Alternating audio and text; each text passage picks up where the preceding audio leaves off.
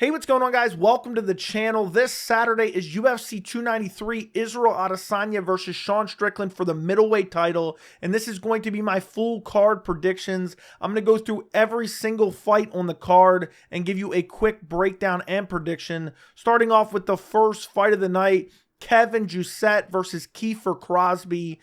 This is low-level MMA, really low-level MMA. Both guys making their UFC debut.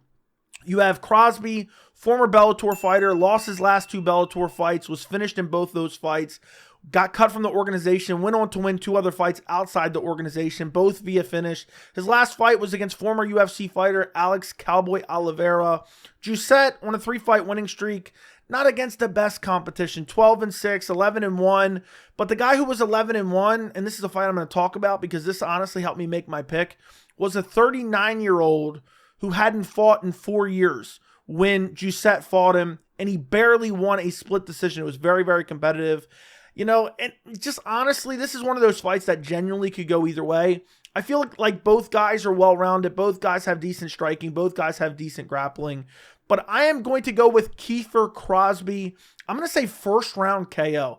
I feel like he's the superior striker, and I don't think Jousset has the grappling to just go out there and just maul him and take him down and control him. And, you know, the fact that he's fighting a split decision against a 39-year-old who had took 4 years off prior, and it was a close fight. He was eating some shots. I just think there's no way I can pick him over Crosbie. Crosbie's 33 years old. He's 6 years younger than the guy he just fought 2 fights ago. You know, I'm not really super confident in either guy, but Crosbie had an exhibition boxing match where he looked okay. Jousset's been hittable in the past. So I'm going to go Kiefer Crosbie. Has nasty power, has good killer instinct. I think he goes out there in the first round. I think he finds a kill shot. I think he doesn't let him off the hook, and I think he finishes him. I'm going to say midway through the first round, drops him with a big punch, swarms him with shots on the ground, and then just finishes him via first round TKO. Moving up on the card, we have Shane Jung versus Gabriel Miranda. Another fight it's interesting. It's an interesting matchup, but honestly, I'm not really too high on either one of these guys. This card is not really built with a lot of great talent. Shane Jung has been around for a while. He's on a 3-fight losing streak. Lost to Blake Builder in his last fight. Lost to Omar Morales the fight before that. Lost to Ludovic Klein before that. Got finished by Ludovic Klein. He's 30 years old. Gabriel Miranda has had one fight in the UFC, and he made his UFC debut against Benoit Saint Denis and got finished. Had some moments in that fight where he landed some big shots, mixed in some grappling. This is a matchup, honestly, where I feel like this one is one of those fights that could go either way. Shane Jung is a decent fighter, just kind of overall. You know, he doesn't really have massive holes in his game. He has okay striking, he has okay grappling. He showed an ability to be controlled a little bit on the ground by Blake Builder and was getting lit up on the feet a little bit, but he kind of hung in there and was really solid. And his 3 losses aren't the worst, considering he lost to Omar Morales and Ludovic Klein. They're not horrible losses to have. Gabriel Miranda, 33 years old, older, you know, has a height advantage, has a slight reach disadvantage, an 1.5 inch reach advantage for Shane Jung. Miranda, primarily a grappler, has some power, has some, you know, decent striking, but he wants to get the fight to the ground. 15 of his 16 wins are via submission. Honestly, I just don't trust Shane Jung enough to pick him. He fought Volk 6 years ago, but that's 6 years ago. I'm going to go Gabriel Miranda via, I'm going to say second round submission. I'm going to say arm triangle because Shane Jung has been taken down. He has been controlled. Gabriel Miranda, I think he's good enough on the feet to hang in there with Shane Jung. I don't think Shane Jung's going to go out there and just blow him out of the water with striking.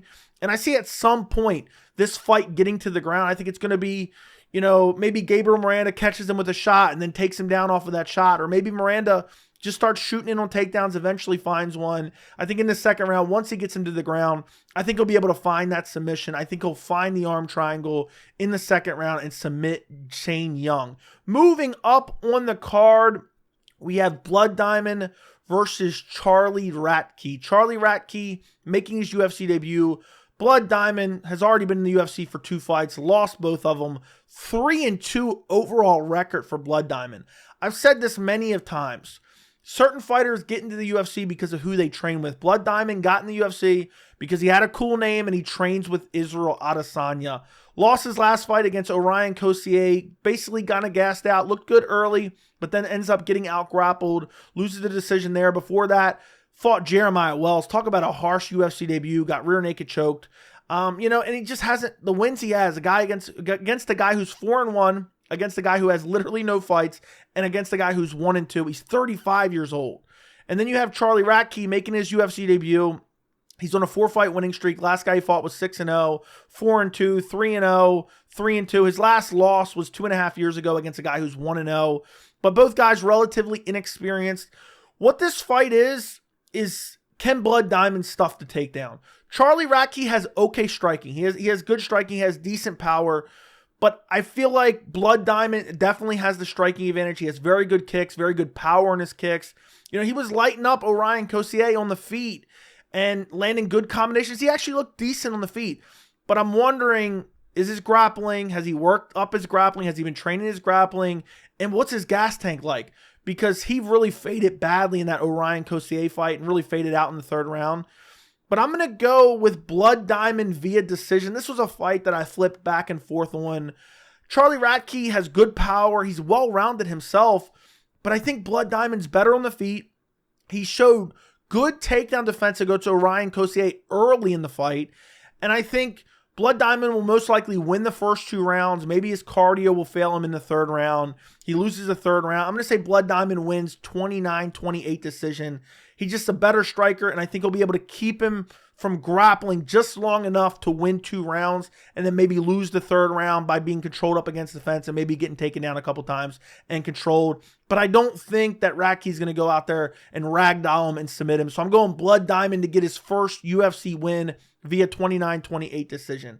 Moving up on the card, we have Nasrat Haqparast versus Landon Quiñones. Nasrat Haqparast has been around for a while. He's 14-5 overall pro MMA record. Landon Quiñones 7-1, making his UFC debut. I think there's only one pick to make in this fight. I have to go Nasrat Haqparast. I was debating about how to pick Nasrat Haqparast to win this fight. He has very good boxing, good movement. You look at his last few fights, he beat John Makdessi in his last fight via decision, outstruck him. Fight before that got lit up by Bobby Green, but Bobby Green, very good striker, very good counter striker, great head movement. Fight before that actually got out-grappled by Dan Hooker. So Nasrat Haqparast has fought very good competition. Some of them he's lost, some of them he's won. John Makdessi isn't the greatest win by any means. He's 28 years old, has a slight height advantage, really basically same reach, same height, basically. Landon Quiñones, 27 years old, not fought the best competition, not horrible competition at all. He's well-rounded, but he really likes to grapple. He likes to mix it in. And I think Haqparast has shown, he's not the best grappler, but unless you're, a really, really solid grappler, he has good footwork, he has good boxing, he has fast hands, has very fast kicks as well, and has good movement, primarily. I don't think Landon Quiñones is going to be able to close the distance and get a takedown. I'm going to go Nasrat Haqparast via decision.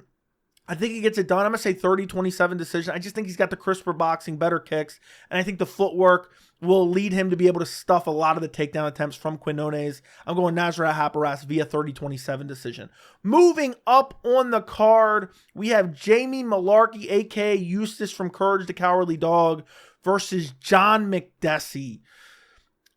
Honestly, I look at this matchup and I just see a 8-year-old John Makdessi. He's been around forever, 18-8. He's not fighting, killers over the last few years, but he's fighting decent competition. You have Jamie Mullarkey coming off a loss to a guy who made his UFC debut. I believe it was short notice. Yeah, Jamie Mullarkey was supposed to fight Guram Kutladze. Muhammad Naimov stepped in, brutally KO'd him. Honestly, Jamie Mullarkey is one of those guys that's just kind of a gatekeeper for maybe like the top 20, not even the top 15. Before that, beat Francisco Prado. That's a solid win by Jamie Mullarkey, who Prado's gone on to win decent fights after that. Had a split decision win over Michael Johnson 3 fights ago. Michael Johnson, honestly, not that great. And honestly, I thought Michael Johnson won that fight. Jamie Mullarkey's 29 years old, has a 6-inch reach advantage and a 2-inch height advantage.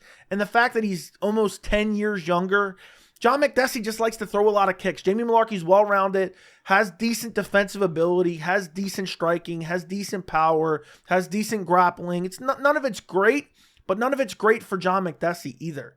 You know, John Makdessi losing to Nasrat Haqparast in his last fight, 2 fights ago losing to Francisco Trinaldo, has a split decision win over Ignacio Bahamondes, hasn't aged that well.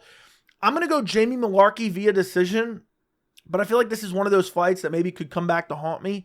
I'm going to say Mullarkey 29-28, maybe Makdessi with some good kicks. He has great kicks.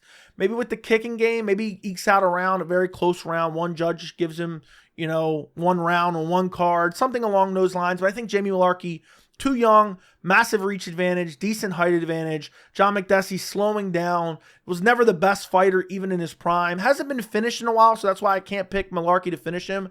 But I think Jamie Mullarkey goes out there, outstrikes him. It's not like Makdessi's going to shoot in on a takedown. I think this is going to be primarily a striking battle, and I think Jamie Mullarkey will get the better of the striking. Moving up on the card, we have Jack Jenkins versus Chepe Mariscal. I am really looking forward to this prelim. This card isn't the greatest card. Jack Jenkins versus Chepe Mariscal should be an absolute war. I cannot wait for this fight. Do not miss this prelim. Chepe Mariscal, his last fight, made his UFC debut on short notice against Trevor Peek. Very few people were picking Chepe Mariscal in that fight. I picked Chepe Mariscal. Dude is very well-rounded. He's a little bit small for lightweight. He has great kicks. He has great killer instinct, good power with his hands. Very durable. Trains with Justin Gaethje. Jack Jenkins, you look at Jack Jenkins, I thought he lost his last fight against Jamal Emmers, won via split decision. I thought Jamal Emmers should have got that decision there. You out-grappled him, was able to move and land some good shots. I think I had 29-28 for Emmers. Had a win over Don Shainis before that. Again, not the greatest of wins. Came off of Dana White's Contender Series. Jack Jenkins goes out there and looks to brawl, has unbelievable leg kicks. But I just think Chepe Mariscal, he's going to be very hard to put away. I have to go Chepe Mariscal. I'm going Chepe Mariscal via, I'm going to say 30-27 decision. Maybe, honestly, I'm going to say 29-28 decision. I think maybe Jack Jenkins gets 1 round, but I think Chepe has more tools in the toolbox. I think he has better striking. I think he has kicks that can match up with Jack Jenkins. He has durability that can match up with Jack Jenkins. And I don't see him getting put out of there. And also he has grappling. He has very good grappling. And Jenkins can be taken down. We've seen him taken down by Emmers. And we've seen in his last fight, Mariscal versus Peek, he was using throws. He was using trips. He was using the over-aggressiveness of Trevor Peek to take him down. I think we could see the same thing in this fight. I think Chepe can stand and bang with him. I think he can get the better of him on the feet. Maybe he gets clipped up with a few shots. I think he'll eat those shots. And I think he will mix in the grappling. And I think in very close rounds, where maybe Chepe just edged him out in the striking, but it's close enough where the judges can mess it up, I think a little bit of control time from Mariscal, getting a takedown, doing a little bit of damage, because he's not just going to prioritize control. He'll let you get up, but he'll make you pay for it on the way up. I think Chepe Mariscal gets this done. I'm going Mariscal 29-28 decision. Moving up on the card, we have Carlos Ulberg versus Da Un Jung. Let's be honest, this is a setup fight for Carlos Ulberg. Carlos Ulberg, first round KO. Da Un Jung lost his last 2 fights. Lost to Devin Clark. Got KO'd by Dustin Jacoby the fight before that, who's a great kickboxer, don't get me wrong. Carlos Ulberg has looked phenomenal in his last few fights, getting brutal KOs in his last 3 fights. And, his UFC debut wasn't the greatest, but 32 years old, very good footwork, very good movement, very good striking, very good power. Carlos Ulberg has been set up in this fight to kind of propel him up the ranks in the light heavyweight division as a potential future contender. After this fight, we'll probably be looking at maybe a top 15 fight for Ulberg. And Da Un Jung, I just don't see him getting it done. He's well-rounded, but he primarily likes to strike. His grappling is nothing phenomenal. And even if his grappling was really good, Ulberg keeps his hands low and he has very good in and out movement. So I find it hard to believe that Da Un Jung is just going to be able to go out there, shoot in on him, and take him down. Many have tried. Many have failed. I think Carlos Ulberg goes out there, finishes him probably 2 minutes into the fight, catches him with like a massive counter right hand or counter left hand, drops him, swarms him, finishes him with ground and pound. I'm going Carlos Ulberg, first round KO. Moving up on the card, the first fight on the main card, Tyson Pedro versus Anton Turkalj. How is this on a main card in 2023? But nonetheless, Tyson Pedro. Does he get it done against Anton Turkalj, the pleasure man? I forgot to tell you guys, Anton Turkalj, the pleasure man. He's on a 2-fight losing streak himself. The pleasure man lost to Vitor Petrino in his last fight via decision. Had some moments in that fight. Lost to Jailton Almeida on short notice. I mean, how can you fault him for that? He went up a weight class and fought Jailton Almeida on short notice. So shout out to him. Tyson Pedro lost his last fight against Modestas Bukauskas. I'm going Anton Turkalj. I'm going to say decision. I say he gets it done via decision. I don't trust Tyson Pedro's cardio. He has KO power for the first 3 minutes and then he gasses out. Modestas Bukauskas was able to kind of circle, land some shots, mix in the grappling, mix in the clinch, and wins a decision against Tyson Pedro. I think Anton Turkalj can do the same. I think he can go out there, mix in the grappling even on Pedro, especially after that first round. As long as Turkalj doesn't get clipped early and finished, I think Turkalj can win the second and third round. So I'm going to say 29-28 decision for Turkalj. Pedro just fades too much. He relies too much on his power. Turkalj fought 2 very good fighters in his first 2 UFC fights. He came off of Dana White's Contender Series, fought Jailton Almeida on short notice. He's a light heavyweight. And I know Jailton Almeida weighs in sometimes. I think he weighed in for that fight maybe like 230. But nonetheless, of course he's going to get ragdolled and submitted there. But Vitor Petrino, very good fighter, very strong fighter, very powerful fighter, caught Turkalj with some good shots. He was able to absorb him, not get finished. He was able to get the better of Petrino a little bit in some of the grappling exchanges. I think he'll be able to out-grapple Pedro. I think he'll be able to hang with him on the feet after the first round especially. I'm going with Turkalj to get it done via 29-28 decision. Maybe loses the first round. Honestly, I could see Turkalj getting it done 30-27. I have to go with the pleasure man. I'm picking him via decision. Moving up on the card, we have Justin Tafa versus Austen Lane, a fight that was rebooked from a couple months ago because Austen Lane accidentally eye-poked Justin Tafa. He could not continue, so then it was ruled a no contest. That was 2 months ago. They rebooked this heavyweight fight for UFC 293. This is a matchup that honestly could go either way. I mean, a heavyweight fight, either guy can get clipped with a big shot and get put to sleep. Justin Tafa, coming off a win over Parker Porter, coming off a win over Harry Hunsucker. Do those really mean anything? Has a loss to Jarrett Vandera. Justin Tafa has to get the KO. He is reliant on the KO. He plots forward, he throws big haymakers, and he looks to knock you unconscious. He's 29 years old. Maybe he's improving. He's got a 74-inch reach versus Austen Lane, who has an 80-inch reach. Austen Lane is 6 inches taller and has a 6-inch reach advantage. He's coming off Dana White's Contender Series where he got a KO. He hasn't fought good competition. Justin Tafa is the best fighter he's ever fought. But I think Austen Lane's more athletic, more powerful. The 30 seconds we saw the first fight, Austen Lane was landing good body kicks. He was moving well. He was avoiding the big shots of Tafa. I picked Lane in my original prediction for the fight 2 months ago. I'm going Austen Lane again. This time I'm picking him first round KO. I think he finishes Justin Tafa. I can't pick a guy who lost to Jarrett Vandera, even though it was 2 years ago. I think he lost to Jorgen De Castro as well, a couple years back. So I'm going Austen Lane, very athletic, very tall, has a massive height and reach advantage, has great kicks. I wonder about his gas tank, but Justin Tafa doesn't have an excellent gas tank either. I don't think either one of these guys is really going to be looking to grapple. I have to go Austen Lane. I think he's faster. I think he's more versatile. And I think he'll be able to go out there, avoid the big shots of Justin Tafa, and I think he will find a shot of his own. I'm going to say ground and pound TKO, catches him with a big shot on the feet, hurts him badly. Tafa goes down. Couple follow-up shots from Lane. He finishes him off. I'm going to say late first round KO for Austen Lane. Moving up on the card, we have Manel Kape versus Felipe dos Santos, the featured fight on the main card. I have to go Manel Kape. I'm going Manel Kape first round KO. Felipe dos Santos, talk about a shitty UFC debut. This was originally supposed to be Kai Kara France in here against Manel Kape. Manel Kape is on the verge of a title shot, getting close to a title shot. He's fighting an unranked guy, making his UFC debut on short notice. And I watched some of Felipe dos Santos. I watched some of his tape. It's even hard to find some of his tape, and it's not even the best quality. He's good in the clinch. Yes, he likes to use elbows. He likes to abuse knees. But I think Manel Kape is a massive step up in competition. Look at some of the guys he's fought. His last one was against a guy who's 5-0. He won via decision. The last guy he fought before that won a split decision over a guy who's 5-2. Before that, a guy who's 2-2 beat him via submission. So finished the guy who's 2-2. He's 22 years old. He has not developed his skill set enough where he can go out there and beat a Manel Kape. Manel Kape, very explosive, good power, good grappling, decent submission ability, decent jiu-jitsu. Good head movement, good footwork. I just see Manel Kape, he went out there and beat David Dvorak in his last fight. Didn't get a finish there, but he wasn't super aggressive.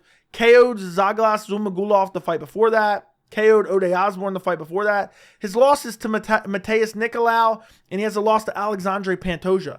And both those fights were over 2 years ago. He's improved that rapidly. He's a massive contender in the flyweight division. He has nasty KO power. He's super versatile. He has great timing. And I just think Felipe dos Santos stepping in on short notice for his UFC debut against Manel Kape is no easy task. And I know we've seen a lot of these guys stepping on short notice and able to, go out there and win the fight. We've seen it, countless times over the past few months. This is not going to be one of those situations. I think Manel Kape gets it done via first round KO. Moving up on the card, we have the co-main event, Tai Tuivasa versus Alexander Volkov. This fight, honestly, is a tough fight to pick. I feel like a lot of fights on this card are a tough fight to pick. Not the Manel Kape fight, obviously, but Tai Tuivasa, so powerful, so deadly. He's on a 2-fight losing streak, lost to Sergey Pavlovich, got KO'd, I think that was last December. But that's not a horrible loss to have. The fight before that got KO'd by Ciryl Gane. Really, it was a TKO. But, I didn't like the quick turnaround against Sergey Pavlovich. And, before that, knocked out Derek Lewis. Before that, knocked out Augusto Sakai. Before that, KO'd Greg Hardy. Got clipped by Greg Hardy in that fight, though. He's 30 years old. I think Tai Tuivasa is a little bit overrated because people just, for some reason, I guess they like his personality. His entire personality is spitting in shoes that have alcohol in them and then drinking it out of it. So, Tuivasa, not the best grappler, has power, has an interesting personality. I think a lot of people are going to want him to win this fight. Alexander Volkov, 5-inch height advantage. He's 6'7", 5-inch reach advantage. Now, he is 4 years older, but 34 at heavyweight isn't that bad. It really isn't that bad. Volkov, I feel like he's improving. I feel like he's improving from fight to fight still, even at 34 years old. His last few fights, he's on a 2-fight winning streak. He beat Alexander Romanov in his last fight via KO, TKO. But Romanov's an absolute scrub. Didn't even show up in shape for that fight. Fight before that, KO Jairzinho Rosenstrike, which I think is a really solid win for Volkov.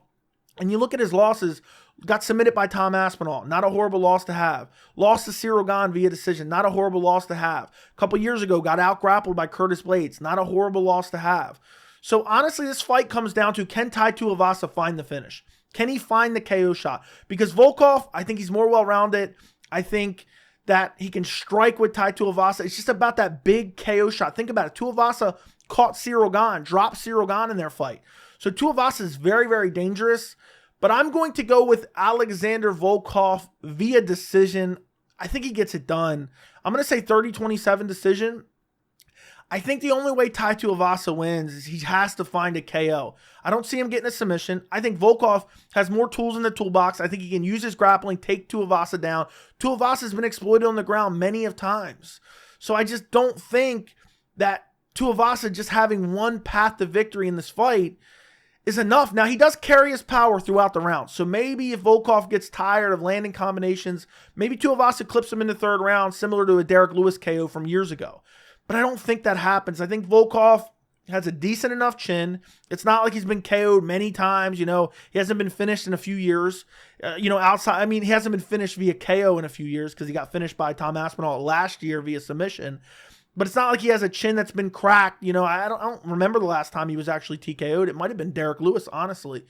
So I think Tai Tuivasa has to find that kill shot. Now, he does have nasty power, but I think Volkov can keep him at range. I think he can box him up with combinations. And Volkov is a guy who has decent volume at heavyweight, but also has power himself. He KO'd Jairzinho Rosenstrike, who was being super aggressive, clipped him with a nasty counter shot, dropped him, finished him off.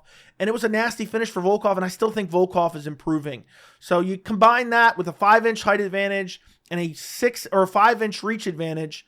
I think Volkov gets it done. I think he boxes him up. I think he abuses the body. I think he mixes in the body kicks, the teep kicks to the body as well. We've seen Ciryl Gane kind of expose that blueprint against Tai Tuivasa.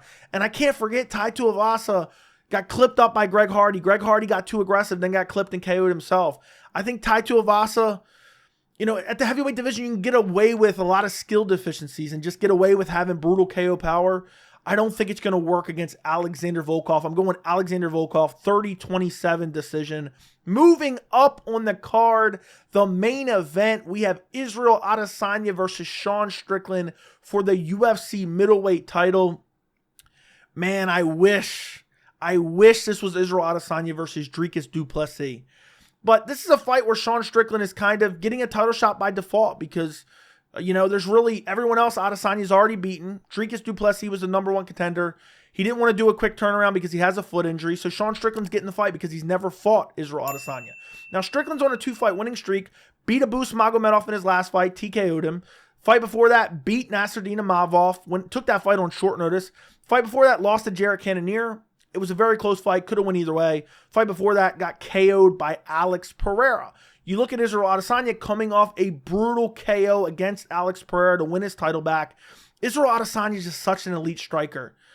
And I'm going to go with Israel Adesanya via second round TKO. It might be a later KO. I thought about picking third or fourth round TKO as well, because Strickland's not super aggressive, and he also is good enough and technical enough on the feet where he can kind of, you know, he can kind of hang in there and avoid a KO. And Adesanya sometimes, when guys don't pressure him like crazy, you know, it's not like he's throwing a lot of heat. He'll kind of just touch him, like where Robert Whittaker rushes in. Alex Pereira rush in, they pay for it and get KO'd. But I just think Adesanya is too good for Sean Strickland. I think he's too good. And Sean Strickland, people are going to say, oh, Sean needs to grapple. Even if Sean Strickland came in with a game plan to 100% grapple, I don't think he beats Israel Adesanya. And Sean Strickland, you look at the Abus Magomedov fight, I know a lot of people are going to think you're crazy, but Abus Magomedov, in my opinion, is more skilled than Sean Strickland. He just doesn't have the cardio. He was landing nasty leg kicks on Strickland in the first round. He was beating up the body with kicks. He also took Sean Strickland down and had his back in the first round. So you look at Adesanya, one of the best leg kickers in the UFC. He was landing nasty leg kicks on Alex Pereira, who was also landing nasty leg kicks on him as well. But Pereira's one of the best leg kick checkers in the UFC. Adesanya was lighting up his legs in both fights. You know, Sean Strickland, where's the threat? He doesn't have the power threat. He doesn't have the grappling threat. I just don't see how he gets it done. He's going to plot forward with his hands in the same spot that it always is. He's super predictable. He gets hit to the body a lot. And I think Adesanya is going to brutalize the body with kicks. Teep kicks to the body, roundhouse body kicks. He's going to be kicking the legs. Sean Strickland, we've seen him eat a lot of leg kicks against Abus Magomedov. And they were telegraphed leg kicks. Adesanya doesn't telegraph his leg kicks as much. I think he's going to be brutalizing the calf of Sean Strickland. I think he's going to be brutalizing the thigh of Sean Strickland. I think Strickland's going to be walking forward. And I think Adesanya eventually is going to get his timing. I don't think he's going to be super aggressive in the first round. I think he's going to find his timing. I think he's going to clip Sean Strickland badly. And I think he's going to put Sean Strickland to sleep. I'm going to say midway through the second round, Israel Adesanya put Sean Strickland to sleep. I think Strickland, you know, he's not going to have a lot of success moving forward. And you look at overall the reach, 80-inch reach for Israel Adesanya versus 76-inch reach for Sean Strickland. So a 4-inch reach advantage, 3-inch height advantage for Israel Adesanya. And Adesanya is one of the best counter strikers in the UFC. And what does Strickland like to do? He likes to just plot forward. We saw what Alex Pereira did to him. Brutally KO'd him in the first round. Kind of toyed with him a bit, set up a shot, got his reads, KO'd him like midway through the first round. I could see Adesanya getting that done, but I think he's going to be a little bit more tentative because he's going to want to get the reads of Strickland, because Strickland kind of has a funky style. He's not like your traditional kickboxer, like somebody like Alex Pereira. But Strickland doesn't have a size advantage, doesn't have a power advantage. The only way Sean Strickland wins this fight, in my opinion, is a freak injury or, you know, a decision. He has to win a decision. And does anybody see Sean Strickland going out there and outstriking Israel Adesanya to a decision? I certainly don't. Adesanya is so good. He can be good moving forward. He can be good moving backwards. He switches stances, throws great kicks and punches from both stances. There's too much to deal with. There's too much versatility. And then you look at Strickland, he eats so many kicks to the body, to the legs. We've seen it in so many fights where he's absorbing leg kicks. Now he continues to plot forward, but I just see Adesanya just setting him up, kicking the legs, kicking the body, and eventually he's going to find a kill shot as Strickland starts to get a little bit more aggressive. I think Strickland, he's going to get a little bit frustrated in that first round. And also you have to take into account Strickland took this on essentially a month and a half's notice. Now, I know Strickland's always in the gym. He's always in shape. He went 5 rounds with Nasrat on short notice. But, you know, it's still not good to have to game plan for a guy like Israel Adesanya for a month and a half versus having like a 3-4 month training camp, or at least know you're fighting him for that period of time, even if you only have an 8-week training camp. I just don't see how Strickland gets it done. I just don't see where he can exploit any holes in Israel Adesanya's game. People like to pretend like Israel Adesanya has some massive glaring hole in the grappling. He really doesn't. You know, the people who have tried to implement the grappling have failed. We haven't really seen it. Robert Whittaker got him down, got his back for a little bit. Israel Adesanya fought right out of it. There's no one that's ever been able to take Israel Adesanya down and hold him down for a substantial period of time. And guess what? The last 2 fight camps, Israel Adesanya has been working on his offensive grappling. I guarantee to fight someone like Alex Pereira. We've seen him mixing the offensive grappling against Alex Pereira in the first fight when he lost the belt. And he was winning that fight up until he got finished in the 5th round. So I think 2nd round, TKO, Israel Adesanya. I think the feints, the kicks, the counters, the movement, the switching of stances, and just overall the arsenal of attack that Israel Adesanya has gets it done. Strickland's just going to plot forward and pump the jab, and he doesn't have brutal KO power. I think Israel Adesanya gets it done. I think he finishes him in the 2nd round. I could see this maybe being a boring performance, and maybe Adesanya wins via decision, but I really do believe Adesanya is going to go out there and look to put Strickland away. I think he's going to have a newfound confidence after brutally sleeping Alex Pereira. I could see maybe it happens in the 3rd round, maybe it happens in the 4th round, but ultimately I think it's going to happen in the 2nd round. I'm going Israel Adesanya, 2nd round TKO. I'm going to say he's going to catch him with a nasty left hand as Strickland moves in. He's going to pump the jab, land the jab. He's going to be abusing the legs. Strickland's going to be worried about the kicks to the legs and body, and he's going to catch him with a nasty left hand. I think he's going to drop him. Strickland's still going to be in it, but then he's going to finish him off with ground and pound shots in the 2nd round. Let me know what you guys think of all my predictions down in the comments. Don't forget to like the video. Don't forget to subscribe to the channel, and thank you so much for watching.